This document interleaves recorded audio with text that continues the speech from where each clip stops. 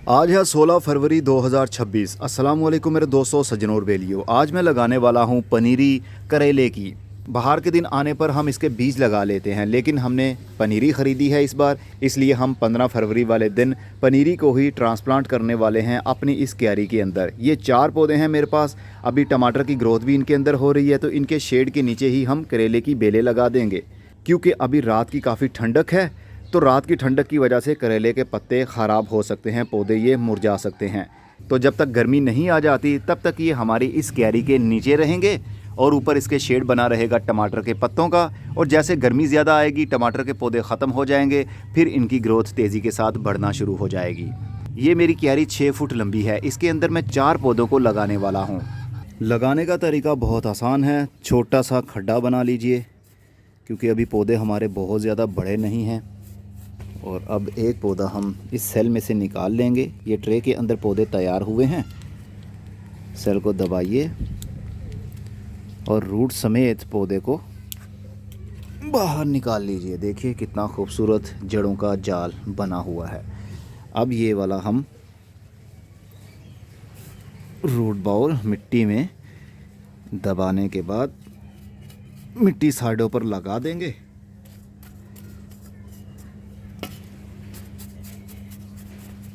उस साइडों वाली मिट्टी हल्की हल्की सी नरम बना देंगे, ताकि पानी जब हम दें तो सारी मिट्टी को बराबर पानी मिले और मिट्टी का और जड़ का कांटेक्ट आपस में हो जाए, एयर पॉकेट्स ख़त्म हो जाएं।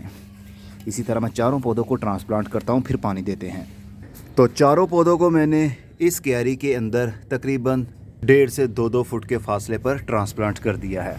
फौरी बाद में हम पानी भी देंगे, ताकि एयर पॉकेट्स ख़त्म हो जाएं, पौधे की जड़ को पानी मिल जाए, वो मुरझाए नहीं। वैसे भी ये पौधे मुरझाएंगे नहीं, क्योंकि इसका रूट बॉल और उसके साथ पीट मॉस लगी हुई थी। यानी मिट्टी भी साथ में हो ना जड़ के, और उसका रूट बॉल बिल्कुल सेफ़ रहे, तो फिर पौधा ट्रांसप्लांटिंग के बाद मरता नहीं है, भले आप उसको फुल धूप में ट्रांसप्लांट करें।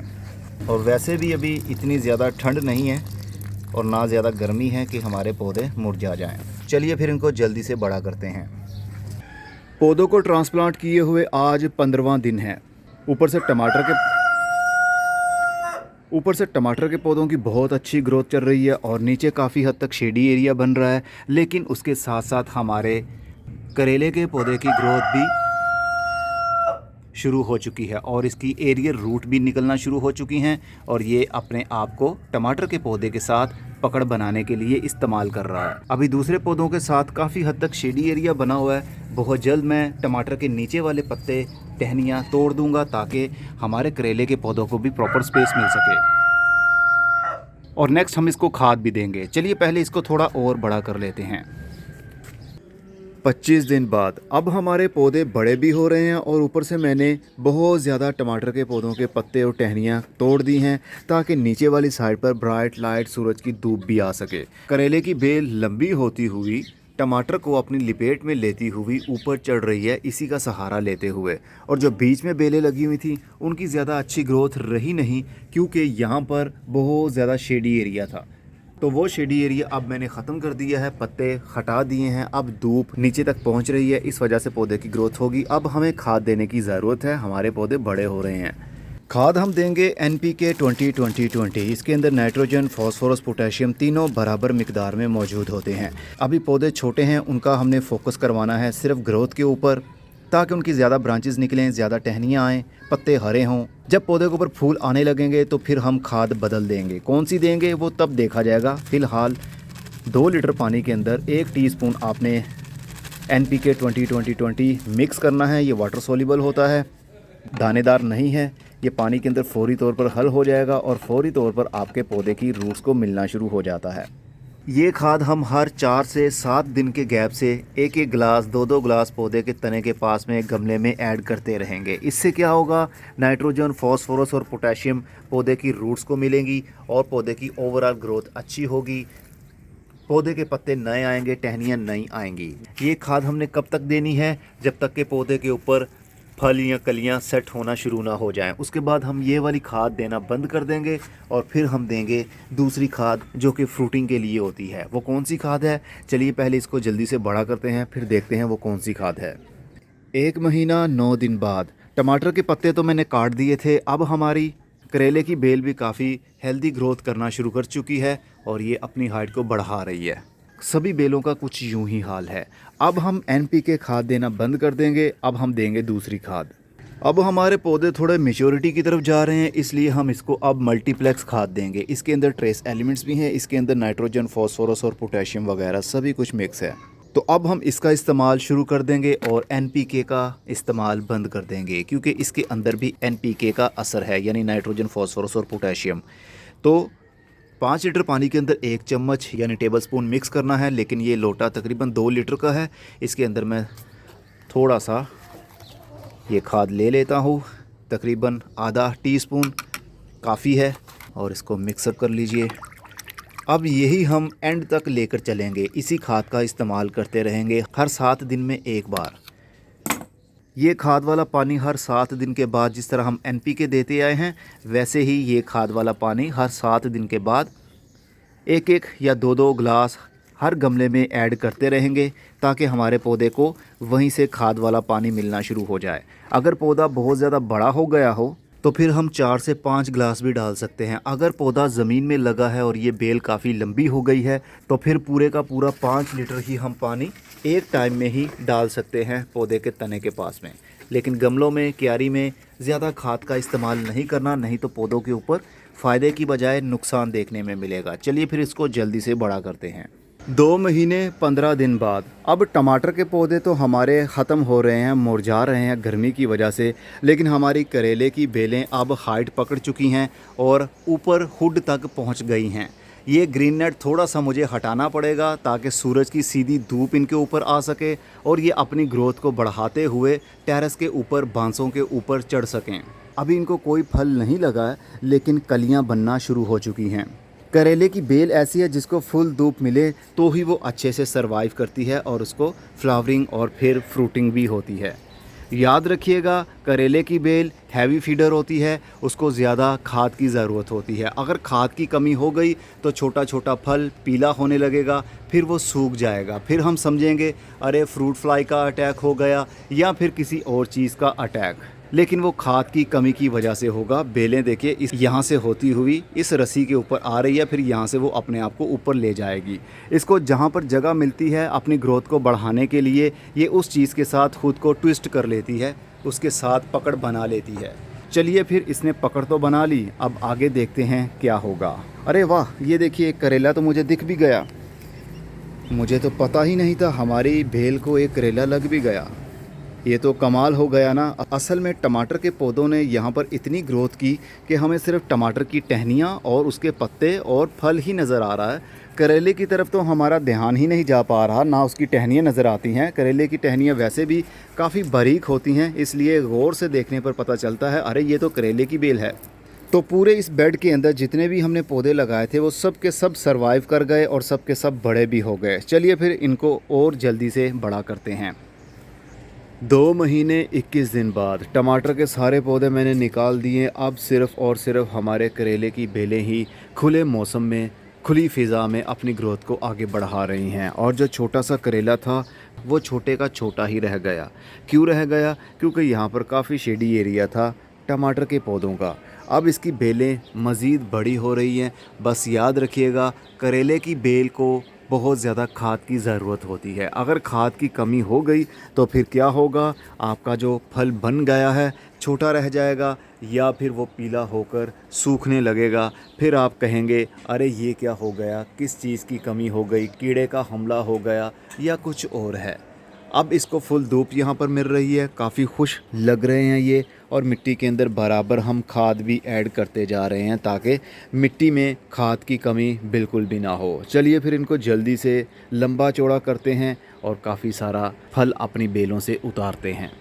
3 महीने 1 दिन बाद जो हमारा एक करेला लगा था वो काफ़ी टाइम लगा रहा और फिर वो पीला हो गया। जब किसी फल को ना उतारा जाए तो वो लगा लगा पीला हो जाता है, फिर नरम होकर अंदर उसके लाल लाल बीज बनने लगते हैं। लेकिन हमारी बेलों की ग्रोथ बहुत अच्छी चल रही है और ये देखिए और भी करेले लग गए हैं और ये बड़े भी हो रहे हैं। यहाँ पर देखिए कितने खूबसूरत करेले लटक रहे हैं, ये देखिए। तो ऐसे बेशुमार करेले अभी लगे हुए हैं जो कि सिर्फ़ और सिर्फ 4 से 5 दिन के अंदर अंदर ही बड़े हो जाएंगे। फिर हम उनको हार्वेस्ट करके अपने किचन में खाने के लिए काट कर पकाएंगे, मज़ा आ जाएगा। इतने करेले लगे हुए हैं कि मैं आपको क्या ही बताऊं। जगह जगह पर करेले ही करेले। और ये इंशाल्लाह इस बार पीले नहीं होंगे, क्योंकि मैं पहले इनको खाद बहुत कम देता था, लेकिन जो करेले की बेल है ये हैवी फीडर होती है, इसको ज़्यादा खाद की ज़रूरत होती है। अगर एक बार भी खाद की कमी हो गई तो फिर जो छोटा सा फल बन रहा होगा वो पीले रंग में बदल जाएगा और फिर वो सूख जाएगा। फिर हम समझेंगे अरे किस कीड़े ने हमला कर दिया, लेकिन वो कीड़े ने हमला नहीं किया जनाब। आपकी मिट्टी में इतनी ताकत थी ही नहीं कि इतनी बड़ी बेल के ऊपर लगे हुए करेले को फीड पहुंचा सकती। चलिए फिर इनको और जल्दी से थोड़ा बड़ा करते हैं।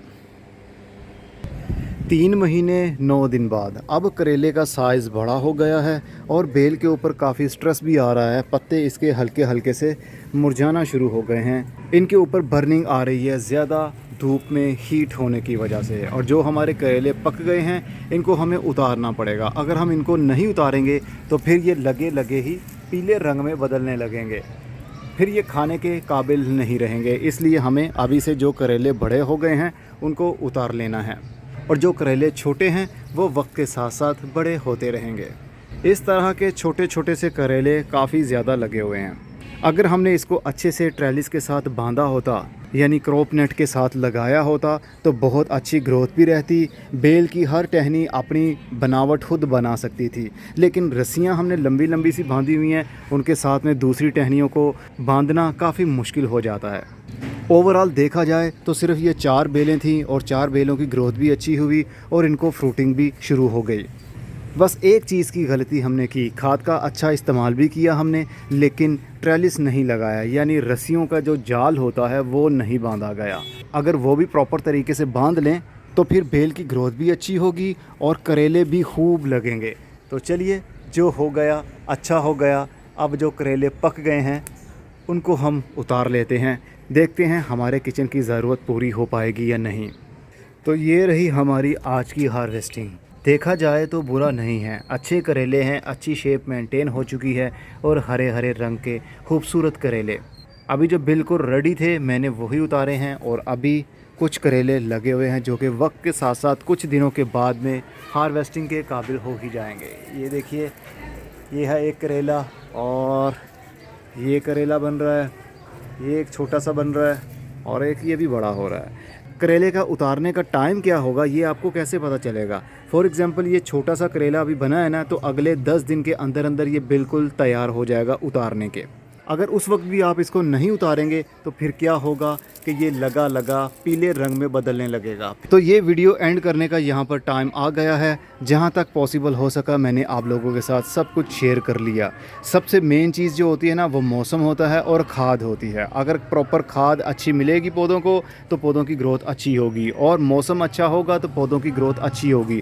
मई की आज 26 तारीख हो चुकी है तो हीट बढ़ने लगी है। अगर मिट्टी एक बार भी खुश्क हो जाए तो फिर पौधों के पत्ते लटक जाते हैं। दोबारा पानी देने से पत्ते खड़े तो हो जाएंगे, लेकिन उनके टिश्यूज़ सिकुड़ चुके होंगे, बर्न हो चुके होंगे, फिर इनके सेल वॉल काम नहीं करेंगे और पत्तों के ऊपर बर्निंग आने लगेगी।